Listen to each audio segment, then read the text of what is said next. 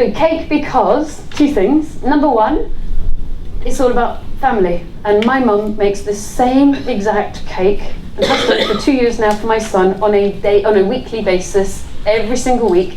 And then she or my dad drives Zach home to his flat with his cake. We know he's eating food for another week. Good. But also to point out, in my team, if you've seen my YouTube videos, we've got a really good team. But this is what happens when you get a girl to buy the cake for the mentoring program. Nice, isn't it? Personal, loving, warm, happy, expressive.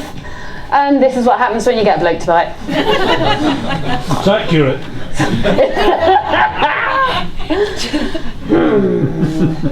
Ash. I was like, what'd you do that for, mate? And he went, it was cake, isn't it? Yeah. Also, we buy our cakes from a Lebanese family. They're brothers. They can't spell. So we did a surprise birthday for Jess, who runs our education department, and with her boyfriend's blessings.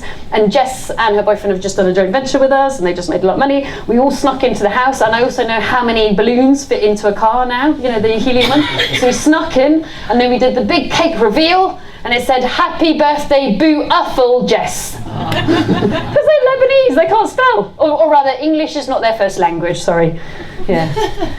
So, buy to sell. I love buy to sell. I do have a tendency to keep some of the ones I intended to sell, because I love buy to keep even more than I love buy to sell. Because buy to sell is, for me, is only a method of making enough cash to buy more assets. So my typical buy to sell goes something like this. I buy it, I renovate it, I get it sold. The money stays with the lawyer because literally 30 seconds later it's back out for another deal.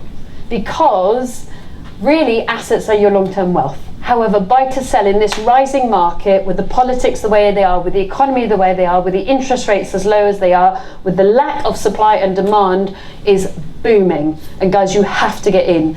We had a real marker 2 weeks ago, a property that went on the market, that actually we went to go and see, didn't we, in the mentoring group. We had 13 viewings on the Saturday. Now we normally, but touch wood, usually, but every now and again you don't, but normally we will have the viewings on the Saturday and we'll have it sold by Monday. This time, 13 viewings, 10 offers, 17 grand over asking price. Now we're doing about 30 projects, so we're doing roughly one a week at the moment, and that's the first time it's burst through the asking price. So that indicates to me that the graph has now changed in the regions, as you might call us. So I'm highly excited about smashing out as many buy to sells as is humanly possible in a team for the next 18 months or so, but whilst watching that political, economic landscape as strongly as possible. So bought it pre-auction. They were tired. We buy pre, during and post every single month. I love buying pre-auction. It's my favourite way to buy, and I like buying post as well. And I did it again with a joint venture partner. Now, looks, for those that can't see at the back, I'm so sorry, but if you give your cards to Patricia and to Stuart, we can send you the slides. It looks rather beautiful from what you can possibly see. Anybody who's interested in design, we pretty much have ticked every piece of design. Urkel, Eames chairs, Pebble chairs, Habitat. Do you know what we left? £12.99, £12.99, £12.99 from B&Q. White walls, beige carpet. So why don't you all dress it like that?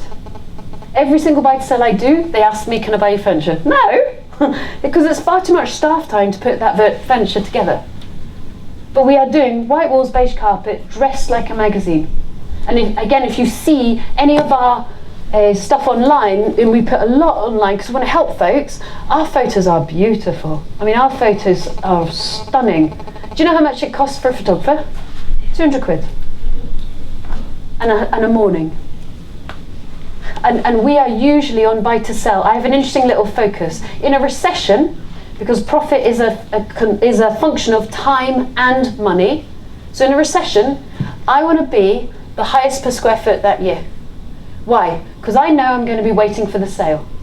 So if I'm going to wait for the sale, return on capital employed is about stock turn. Think about it just a shop. How many times does stock go on the shelf and get off the shelf?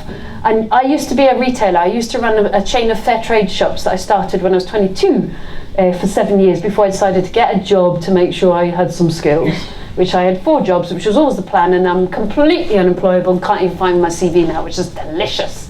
But you want to get the stock and the shelf turned and back out again as fast as possible, or if the economy is not going to stock turn that super fast, you need to go for a high price. This was the highest per square foot. We sold this in a recession, and I put it there on purpose to show you guys. So in a recession, I am expensive. Not me, but I am beautiful. I am designed, tick, tick, tick, tick, tick. Every single one of those kitchen chairs costs 300 quid each. That dining room table, that was 2 weeks after we employed Ash. Well, I. And after 2 weeks, that went into a buy to sell. And he had to come and work in the kitchen. At one point, we had 5 people working around the kitchen table. Then we had 11, but that was a bit full on. Why? Because I dress it to the point it is beautiful, and I put it at a high price because I know I'm going to wait anyway. And who tells me if I'm going to wait? The estate agent. Who is the expert? Is it me, or is it the 22-year-old spiky-haired estate agent? It's them. Because they have programs that tell us how many viewings they've got. They have programs that tell us how long it takes. They have programs that tell us what's the cost per square foot. So ask them. The data is all there, and make your economic decision based on the data. This is no, I own over £1,000 worth of cushions, but there ain't no fluff. This is about data. In a rising market right now, what do? Do I sell high or do I sell low? What would you do? Low. Why? Move it quickly. What's the percentage of deals that fall out of bed? 1 in 3. What's my percentage? Less than 10% of mine fall out of bed.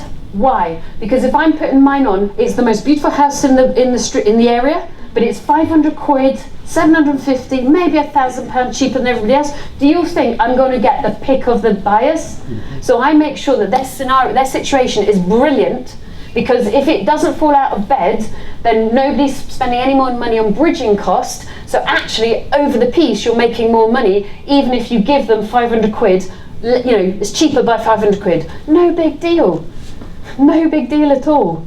So exactly right. You sell it, you make it beautiful, but you don't dress it with this stuff. No, man, it's IKEA, B&Q, Tesco Direct. Tesco Direct's an amazing retailer, actually, all the way.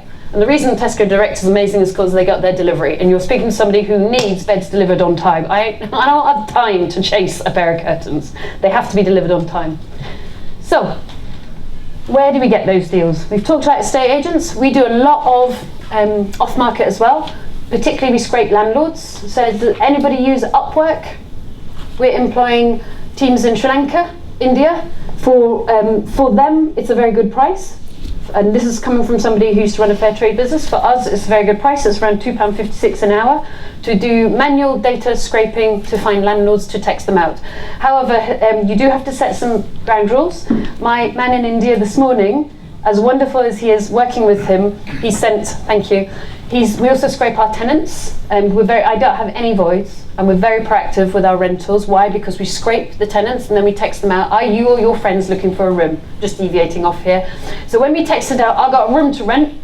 Remember features and benefits? I got a room to rent is my problem. Are you looking for a room is solving their problem. We increased our response rate by 67% by saying, are you looking for a room, rather than, I got a room to rent. Isn't that crazy? So remember features and benefits. My lovely chap in India kind of forgot, and he texted out when he was working. And we always include my text, my mobile number, and then our mobile phone for lettings, just to make sure that everything's working beautifully with his work. 6:48 this morning, AM, he texted to 250 tenant leads. Are you looking for a room? Oh shit. We had a few complaints. So if you are going to work with people from Upwork who work in different time zones, you set some rules around UK time zones. So now we forgot to set that rule. Never mind. Sorry, excuse me. Please do. How do you manage to get the information?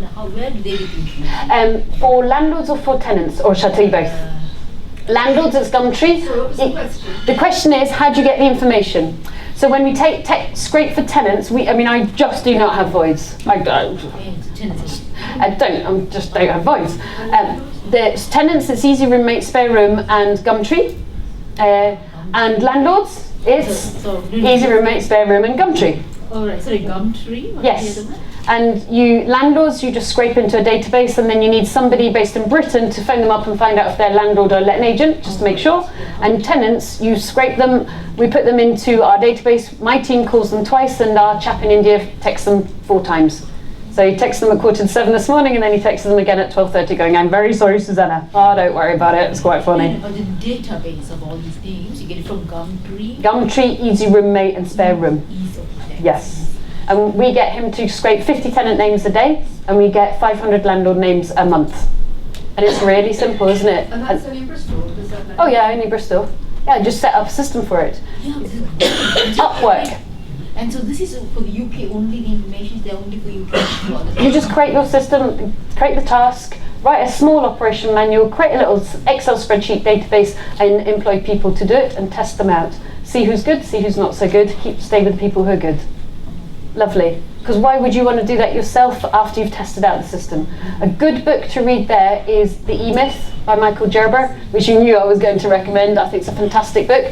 It basically says identify all the roles in your business. At the beginning it's all going to be you, and you're going to be like, why did I leave the day job? And then you're slowly going to write an operation manual and a role for each of those roles, and you're going to slowly step back until you're out of the business. And you're working on the business, not in the business. And that's where I've got to. I'm largely, I don't have a to-do list in my business. It's wonderful. Everyone else does, but I don't. I'm largely working on the business now, which is really good fun. Pre, during, post. Do you all know you can buy